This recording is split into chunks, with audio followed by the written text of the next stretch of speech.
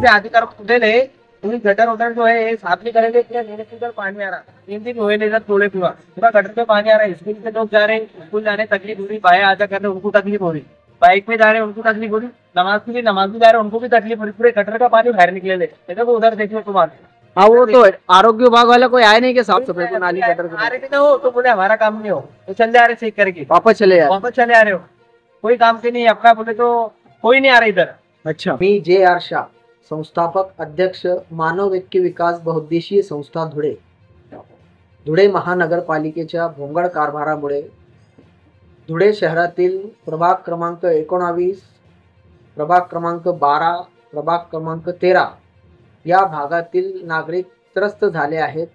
कारण गटार अपूर्ण असल्यामुळे चोकअप होऊन हप्त्यातून 2दा पूर्ण रोडावर पाणी साचते आणि बालक दफन भूमीमध्ये जमा होते। यामुळे डेंगू, टायफॉइड, मलेरिया यासारख्या आजाराने लोक त्रस्त झाले आहेत।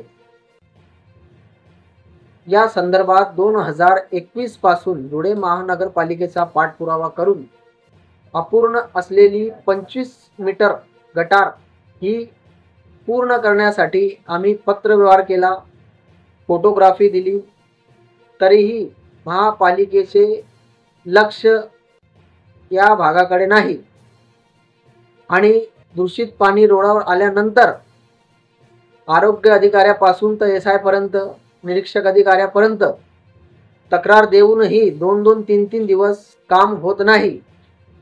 या संदर्भात आम्ही धुळे महानगरपालिकेला आश्वासन देतो, येत्या काही दिवसामध्ये जर हे अपूर्ण गटारीचे काम पूर्ण झाले नाही तर मोठ्या प्रमाणावर आंदोलन करून भागातील दूषित पाणी नगरपालिकेच्या दारावर आणू। जय हिंद, जय महाराष्ट्र।